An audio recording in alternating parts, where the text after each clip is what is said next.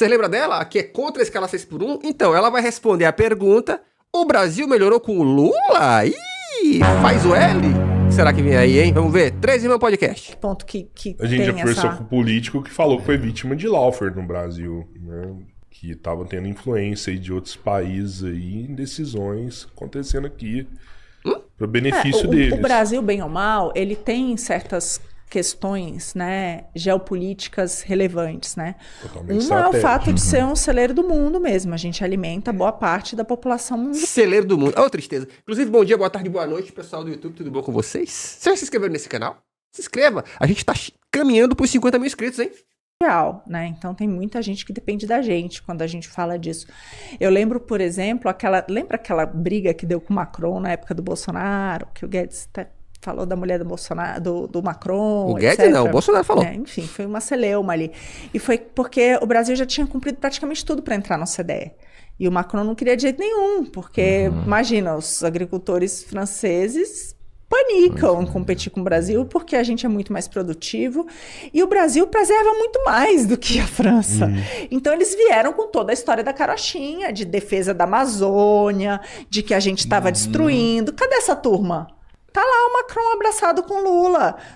Olha só, gente, vamos apresentar o conceito de política. Só que...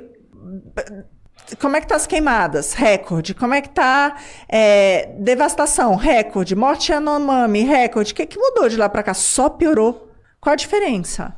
A diferença é que o Lula faz tanta cagada que ele não vai conseguir entrar na OCDE. Essa tentativa agora de aumentar o IOF vai na contramão, né? O Guedes tinha feito todo um cronograma para zerar todo o IOF até 2050, né? E 29, de tudo de operação cambial, porque é uma das exigências para entrar. O Haddad veio agora e já suspendeu, né? Tentou, inclusive, elevar. Então... entendeu? Por quê? Porque ele olha ali o Lula como um paspalho, que não vai conseguir implementar, então não vai competir com eles. Não, olha só. O Lula não vai conseguir implementar o lance do IOF por um motivo muito simples. Inclusive, o Congresso derrubou aí já, né? O Congresso tá, tipo assim, ó, qualquer medida que aumente imposto para ricos e que desonere pobre, o Congresso é contra. Inclusive, não foi só isso que o Congresso derrubou, ele derrubou uma esteira de coisas juntas, tá? Então, assim, nós temos um Congresso que tá aí para defender rico. Simples assim. Tá? Assim que eles olham o Brasil, entendeu? Esse IVA que foi aprovado nasceu no governo Guedes? O IVA, o novo imposto aí, da reforma tributária? Não, veio muito diferente. O Guedes tinha uma proposta de reforma tributária para o Brasil. Ele tinha uma proposta bem diferente da que foi aprovada agora. Tinham alguns pontos, mas o Guedes tinha uma coisa que era muito importante, que era um teclado Bloomberg na sala dele. Mais Brasil, menos Brasília. Da maneira como você está agora, você aumentou muito o poder do governo federal. Né? Muito. Você diminuiu toda a discricionariedade de estados, de municípios. Tem uma grande disputa aí, né? Porque tem muita gente que fala assim, olha, guerra fiscal não é bom. Né? Tipo, alguns estados conseguem que a empresa vá para lá porque baixa o imposto. Eu vejo isso como isso já acontece. Bom, porque é a forma de você ter menos, né? Imposto. É você, bem ou mal, tendo uma competição. De distribuir, porque senão vai ficar tudo aqui em São Paulo e... sei lá, Isso já acontece. São Paulo já faz isso. Você pode ter uma... Então, eu vejo isso como um dos mecanismos, né? Eu acho bom. Quem consegue prestar um serviço melhor, de qualidade menor, com menos impostos, atrai pessoas. Não, moça, você está enganada, tá? Você está enganado, tá? O que atrai grandes empresas para qualquer região do Brasil primeiro, os fatores logísticos, tá? O quão caro ou quão barato custa exportar isso, tirar isso de um lugar e levar para outros. E, obviamente, benefícios fiscais que ele tem no Estado e que o Estado oferece especificamente para a empresa. Então, o que os estados fazem no Brasil, muitas vezes, eles não oferecem um imposto mais barato para geral e para a galera vir. Eles oferecem uma tarifa menor especificamente para uma empresa. E aí isso é de negociação com o Congresso. Ou seja, nós, os normais que querem abrir CNPJ, isso não te alcança, irmão. Não te alcança, essa é a verdade. Sim. Eu não vejo isso como ruim, né? A guerra fiscal, de uma forma ou de outra, acabou acelerando algumas regiões do Brasil que, né, estavam esquecidas. Né? Exatamente. Tipo qual? Então, e agora isso foi suspenso. Tipo qual? Tipo qual? Vai lá, gente. Vamos lá. Que lugares no Brasil guerra fiscal ajudou? Vamos ser honestos, não é nem guerra fiscal. A gente tem a Zona Franca de Manaus, que foi criada, não se esqueça, não foi criada por bondade.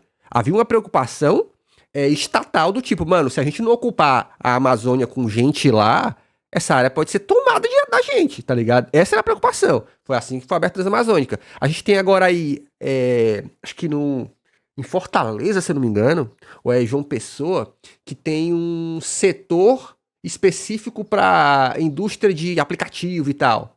Mas fora, a gente tem coisas muito pontuais, cara.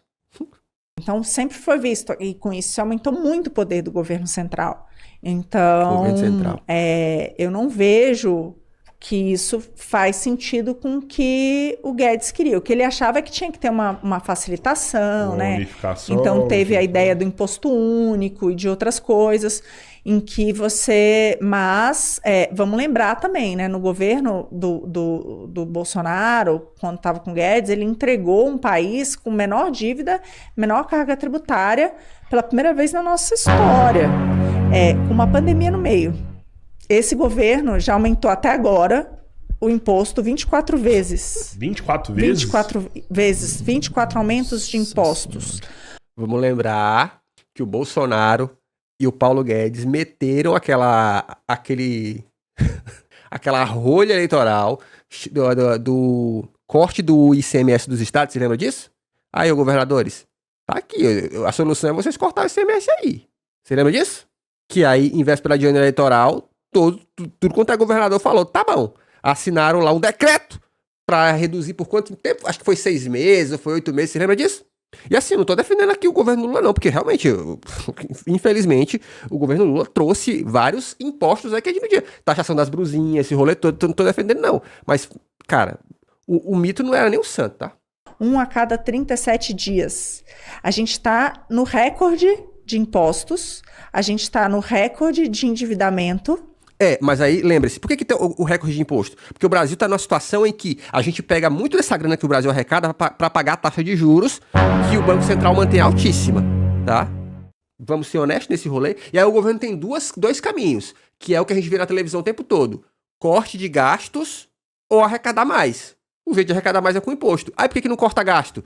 O governo até apresentou vários cortes, mas o Congresso não abre mão de emenda PIX, o Congresso não abre mão de emenda PIX, não abre mão de fundo partidário, que inclusive nos vetos do Lula eles conseguiram aumentar o fundo partidário. O Hugo Mota sugeriu aí, e se a gente recebesse o salário e a aposentadoria junto? Mais um rolê. Pensões de militar. O custo do exército brasileiro é altíssimo e não cai. E aí, faz o quê? Amigos. Ainda falta... Salários de juízes, gigantesco também com seus benefícios. Irmão, o Brasil tá intancável, mano. E a culpa do Brasil tá intancável é Congresso, cara. Nós temos um Congresso covarde, cara. Ano eleitoral, hein? Então se preparem. A gente tá com inflação muito acima da meta, que é outro tipo de imposto. Como é que se aumenta gasto? Aumentando imposto, aumentando endividamento, aumentando a inflação. Esse governo está indo pelos 3. E sabe o que o Haddad falou para o Congresso? Acabou o dinheiro. Acabou o dinheiro. Se virar aí, meu amigo, que acabou o dinheiro. Como é que alguém com recorde de impostos, recorde de endividamento... Emendas PIX, minha senhora. Inflação tão acima da meta, tem coragem, a cara de pau dizer que acabou o dinheiro. Haja gastança, né? É uma coisa. Você fala do Haddad... Como ministro aqui, talvez ele tem vários recordes, você sabe, né? O pior prefeito, o pior... Enfim. Mas o quê? O problema é que é o seguinte, vai voltar uma eleição aí e quem é um nome bom, então? Porque você já me falou assim, não sei se foi no off, que quando você chega numa disputa, ou é um ou é outro. E esses dois caminham para estar novamente na mesma. Cara, qualquer um é melhor que o Lula. Qualquer um! Eu não tenho nem áudio pra isso. Peraí! Você quer dizer então que qualquer um... Cara, olha só, o Lula esses dias viajou pro Vietnã e conseguiu lá uma negociação que vai exportar mais uma cacetada de boi pro Irã. Cara, o agro devia beijar o pé do Lula, mano. Mas o Lula é otário também. Qualquer um, é raro. Eu não sei, assim... Tarcísio? Muito melhor. Entre os governadores, tipo assim, todos os que estão aí como postulantes, eu vejo, entendeu?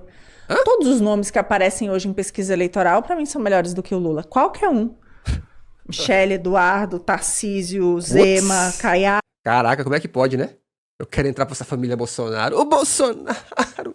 Eduardo Bolsonaro. Cara, bicho, eu vivo num país onde alguém cita Eduardo Bolsonaro como nome... Como Michele Bolsonaro. Do Ratinho, todos. Não consigo ver ninguém. O Lula é muito ruim. Muito ruim. A verdade é que o que ele tem feito, e esse governo agora, é uma continuidade do que ele vinha fazendo. A diferença é que o Lula pegou o Brasil num momento muito bom global, né? É sempre assim, cara. É impressionante, né? Tipo assim, ó. E olha que a gente tem vivido índices muito positivos graças ao governo Lula, cara. O índice de desemprego menor em muito tempo, tá ligado? Tem muita coisa boa aí. Como é que o governo tem a dificuldade de noticiar? Entretanto, é curioso, né? Porque se vai bem, foi sorte do Lula. Se vai mal, é porque o Lula é ruim. É impressionante. Não é à toa que o Lula, lá quando ele foi no Podpah, ele falou assim, pô, vocês têm que votar num cara que tem sorte então, né? Mas assim, eu não discordo de que o Lula tem feito muitas medidas. O Lula tem feito muitas medidas que são medidas de governo 1 preparando para um governo 2. Isso é inegável. Tanto que elas não são populares, só que elas, a médio e longo prazo, geram resultados positivos. Os números, cara, a inflação foi menor do que a prevista pelo mercado mais uma vez. A porra do mercado erra isso o tempo inteiro. Tá ligado? Pô, é muito bom ser economista, né? É astrologia com números, pô. Em que as commodities estavam um recorde histórico, a China estava entrando e consumindo como louco. Ele pegou um bônus de tudo e, sabe, conseguiu no final das contas do governo dele e da Dilma, porque uma foi continuidade da outra e ela foi colocada ali por ele, com a nossa maior crise da história, entendeu? Foi embora boa parte do que ele fez e agora... Respeita nossas projeções, Choco. Agora que a gente está voltando para aquele ponto, né? Então, o Brasil, ele não cresce quase nada há 40 anos. Não é que é de Quase nada, minha senhora. agora. A gente não está falando de agora, a gente está falando de muito tempo, né? Na média, per capita, por habitante, né? O Brasil até cresceu o PIB, mas porque teve um crescimento populacional. Agora a gente está na Tá vendo? A culpa é sempre das outras coisas, né? pirâmide etária declinante, é muito mais difícil. Mas a gente perdeu tudo isso. Então, quando a gente olha por habitante, o nosso crescimento foi tipo 0,6 ao ano. Em 40 anos, a gente cresceu cerca de 30. O mundo cresceu 130. Senhora, a senhora tá tirando esses números da onde, senhora? Conta pra nós, senhora.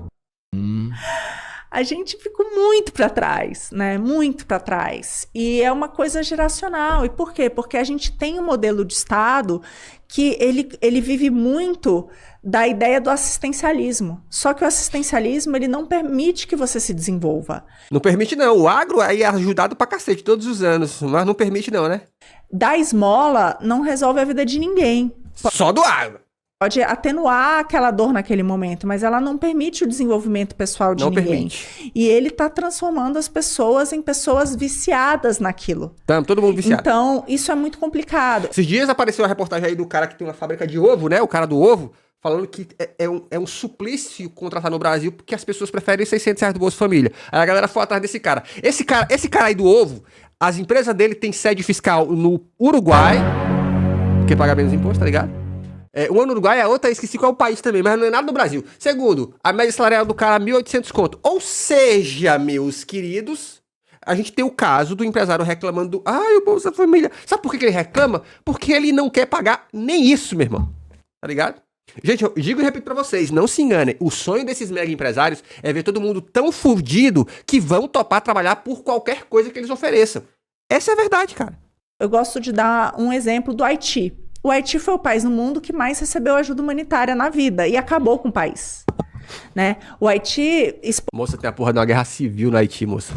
exportava produtos têxteis. De tanto receber roupa e vestuário, acabou com a indústria têxtil deles.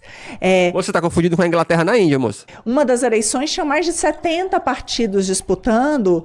Quantos partidos tem no Brasil, moça? Claramente gangues ali, para saber porque quem ganhasse ia ficar responsável por receber toda essa ajuda e Moça, quantos partidos... Aqui, ó, vamos lá, chat. Vou dar um Google. Quantos partidos políticos tem no Brasil? Uma pergunta que rola no Google. Segundo o Google, aqui, informações do TSE, em 2023, 29 partidos. tá? Em 2024 também, ó, 29 partidos. Informações de 2024, hein? 29 partidos. Moça, nós, né? Só. Pesquisei aqui no modo foda-se. Passar para as pessoas. Então, esse tipo de ajuda que torna essa dependência não ajuda, né? O que é um bom programa social? É aquele que te permite andar com as próprias pernas, se desenvolver como ser humano e ajudar o outro, porque o trabalho... Tem uma coisa que é muito linda no trabalho, que quando você está realizando um trabalho, você está gerando valor para a sociedade. Bobagem. Que valor que você está gerando? Desculpa, gente, isso é bobagem. O que essa galera quer é ver o trabalhador sendo escravizado em regimes trabalhistas cada vez piores, tá? Ganhando cada vez menos e só o suficiente para ficar vivo. Não tem nada de gerar valor para a sociedade. Eles não estão preocupados com gerar valor para a sociedade. Eles estão preocupados em gerar valor para o próprio bolso.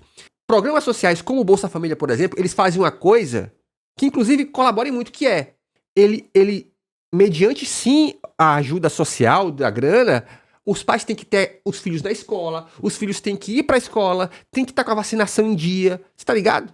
Gente, vocês estão ligados que antes disso aqui, a mortalidade no Brasil era gigante, as pessoas morriam criança de fome e por falta de doença, por falta de vacina. Vocês estão ligados nisso? Isso é papo, mano.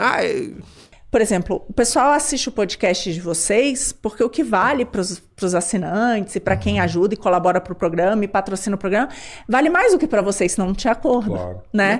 Então, sempre aquilo que você proporciona para o outro vale mais do que o valor que tem para você. Então, é lindo isso, porque na verdade você gera valor para a sociedade, é isso que é trabalhar, né? E ao... Tá. É assim mesmo. É isso que... Ai, bicho. Criar toda essa dependência, você tira essas pessoas do mercado de trabalho. Então, elas não só passam a consumir recursos que os outros estão produzindo, como elas deixam de gerar. Moça, estão consumindo 500 bilhões por ano nesse último ano pro agro, cara. Recurso da sociedade. Bota 500 bilhões de reais na mão do povo, cara. Não, você só põe na mão de fazendeiro que inclusive já tem grana pra fazer mais isso, moça. Porra. É um argumento fajuto. Aí eu tô argumentando com ela, eu tô de maluco, né? Eu tenho que falar pra você que tá me assistindo, tá? Tá vendo isso aqui, ó? Ela é pró-empresário, nós somos pró-povo, tá ligado? Então a gente vai discutir aqui as nossas diferenças. Recursos para a sociedade. Então, é um jogo de perde-perde. Entendeu? E é isso que mostra a história da humanidade. Que esse tipo de coisa, ela tem que ser usada como paliativo. Por exemplo, a gente teve uma grande pandemia. Não tinha como. Né? Você tem que ajudar as pessoas, elas não podem trabalhar, não tem nada, não pode morrer de fome, mas tem que ser algo com um tempo determinado, e a partir dali você tem que dar uma porta de saída. Então, um bom programa social, ele dá uma porta de saída, de desenvolver a pessoa, de fazer ela passar a contribuir para a sociedade, não ficar dependente daquilo, porque ela passa a consumir recursos e não produz mais nada para ninguém. E a gente...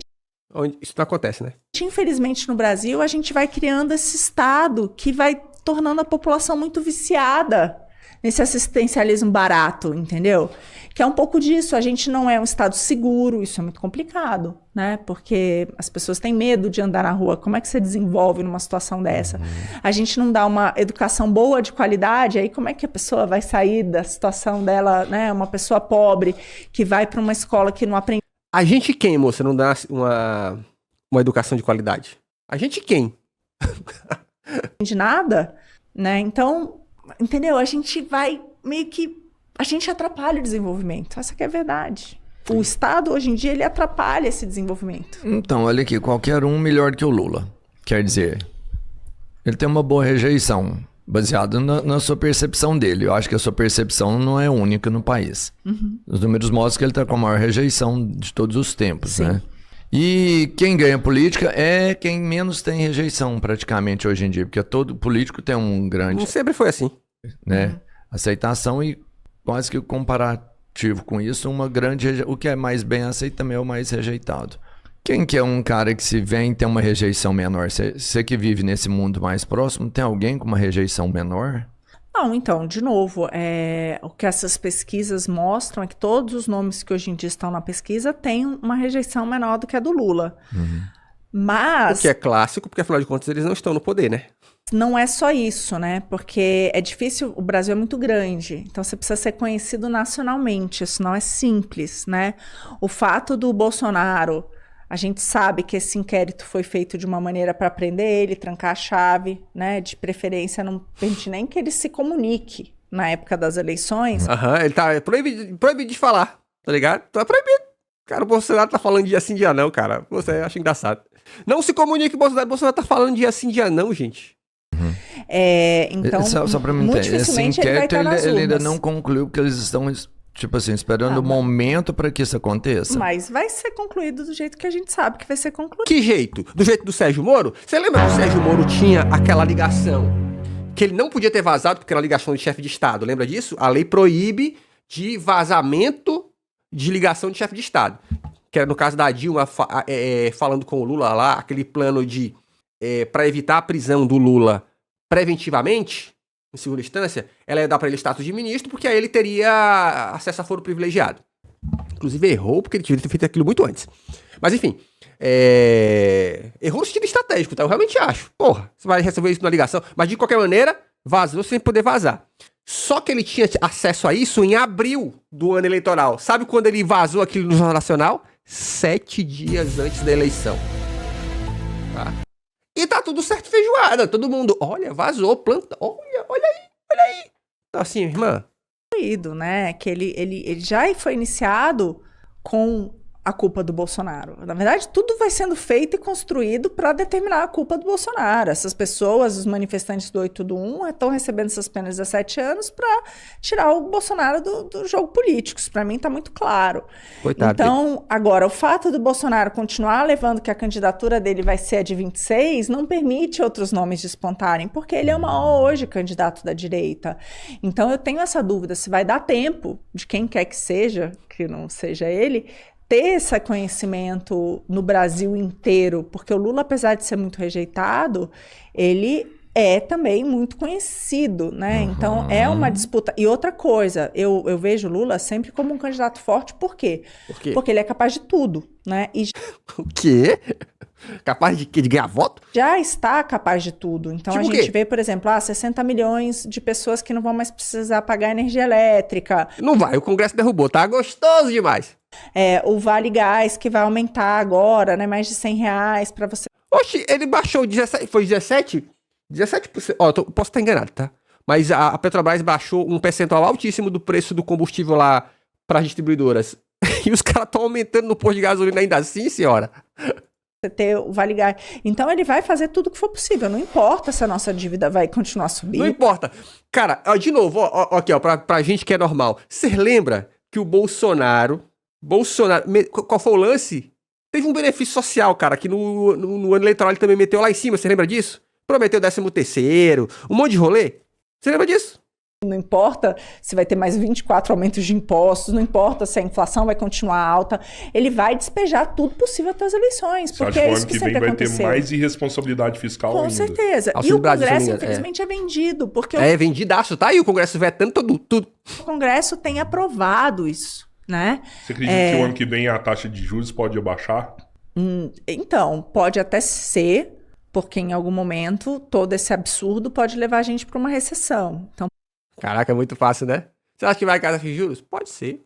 pode ter um espaço, por exemplo, a Dilma, né? A Dilma, ela fez tanto absurdo que a gente caiu numa recessão do abismo, né? Então, tem esse motivo, que não seria um bom motivo, né? Vai ser meio que desaquecer. Cara, eu vou falar uma parada pra vocês, tá? Na minha experiência política. Aqui, ó, chocolate presidente. É o seguinte, cara.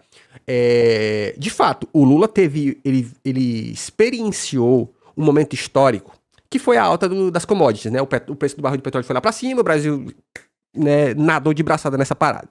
Mas também, o Lula foi esperto, ele fez o PAC.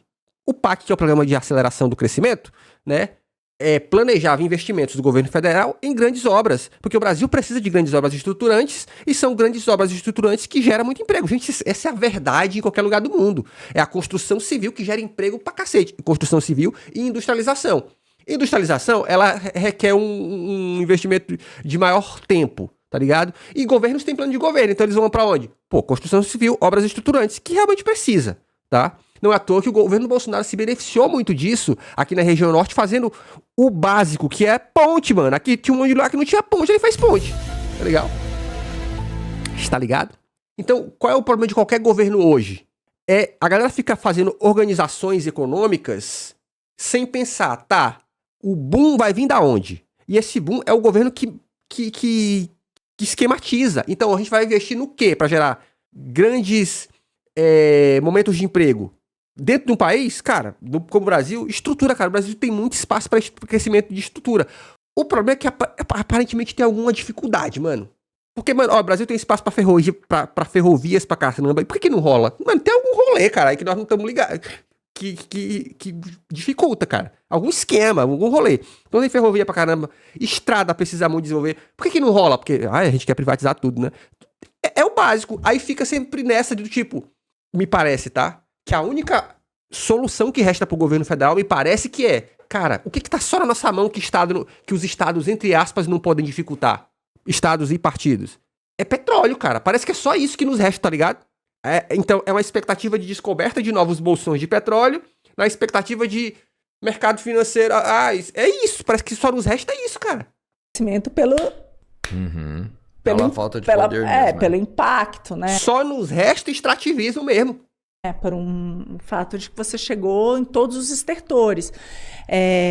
Mas é difícil pensar que em ano de eleição, com todo esse crescimento anabolizado que eles estão trazendo, você não tem inflação. Então, acho que a inflação é um cenário mais provável, você tem ainda uma inflação alta, porque vai vir todos esses programas e todas esse assistencialismo e esse populismo do Lula. Então, ele sempre vai ser um candidato. Mano, vocês estão ligados que, ó, lembra que há uns meses atrás o dólar tava chegando a 6 e tanto? 6 e tanto, você lembra disso? Naquela especulação que todo mundo falava, mano, isso é especulação, e os caras, não, é assim mesmo. Mano, nós estamos vivendo um cenário de guerra agora, e o dólar tá caindo, pô. Gente, a verdade é que é triste de falar isso, cara. Não importa, o Lula pode abrir os céus e Jesus falar assim, esse é o cara. Mas a direita e a extrema-direita, eles odeiam, e eles são capazes de cagar no prato pra poder dizer que o Lula não presta. Essa é a verdade, pô. Prato forte. Vamos lembrar, a Dilma foi reeleita e já tinha estourado a crise do petrolão, gente. E a Dilma foi reeleita. Não é nem que ela foi eleita, que a primeira popularidade do Lula ainda era muito alta. Ela foi reeleita com uma popularidade muito baixa. Então, eu não consigo pintar esse cenário de que é óbvio que ele vai perder, apesar dele estar nessa crise de popularidade, sabe? Cuidado, Choco, vou alegar que você recebe verba do PT. Queria receber verba do PT mesmo. Porque pelo menos...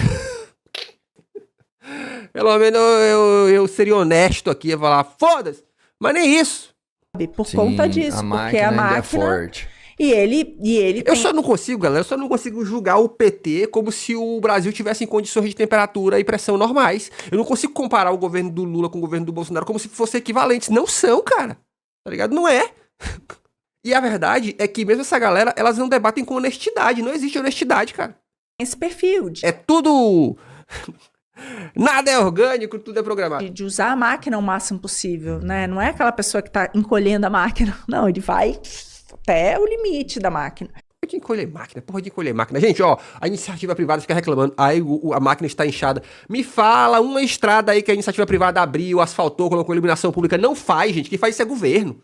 Tá ligado? Eles não fazem nada. A iniciativa privada só quer mais na teta. E um outro ponto que eu vejo é que não acho que a eleição presidencial seja mais importante em 26. Muito pelo contrário. Acho que a eleição mais importante em 26 é a do Senado. Disparada é a do Senado. Por quê? Porque, primeiro, o Lula não conseguiria ter aumentado o imposto 24 vezes se o Congresso não tivesse permitido. E, número 2, eu vejo que... Parece que o...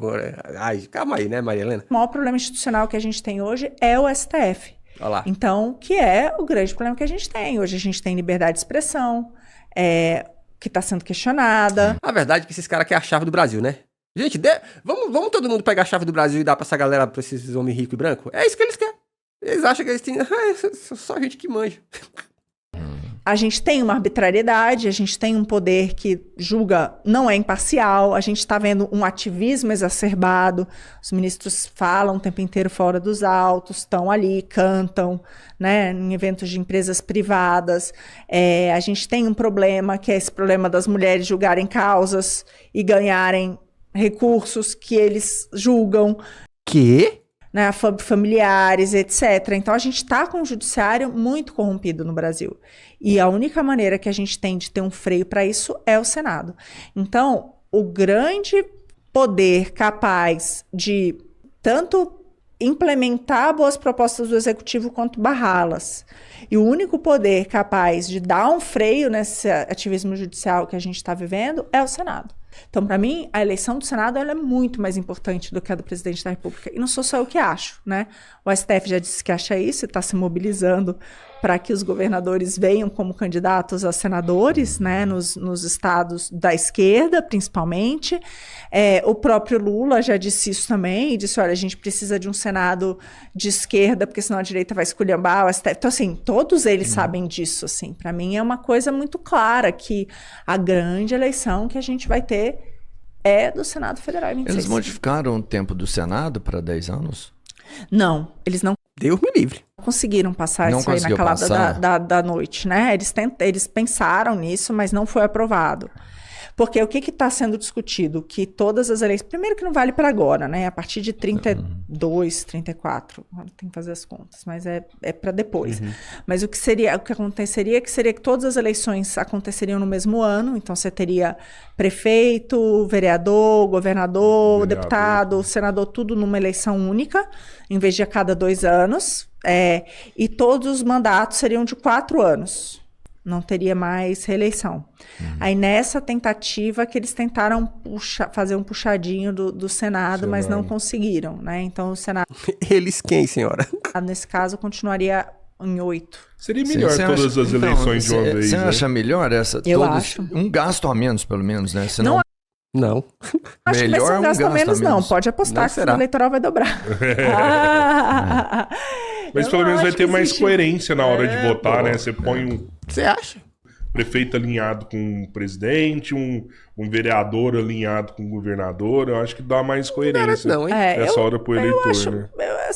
eu acho que é uma boa medida, eu acho, mas não acho que é a grande medida que o Brasil precisa, assim. Aham. Em termos de reforma política, eu acho que a gente tinha outras prioridades, né? Tipo o quê? Eu gosto da ideia do voto distrital, que é a ideia de que isso você é bom, hein? tem que votar em alguém que está mais próximo de você, então você consegue cobrar o cara na rua, né? Sim. Então, Que ao rua que invés de vocês... você Ah, não cobra não. Esses caras não andam na rua, pô. votar num deputado, e aí você nunca vai encontrar com o cara na rua e não vai poder cobrar. Nunca vai encontrar. Não encontra agora. Eu não encontro nem meus amigos que moram na mesma cidade, senhora. Imagina um deputado que mora em algum bairro fechado, tá sempre de carro. Jamais vai encontrar esse cara na rua.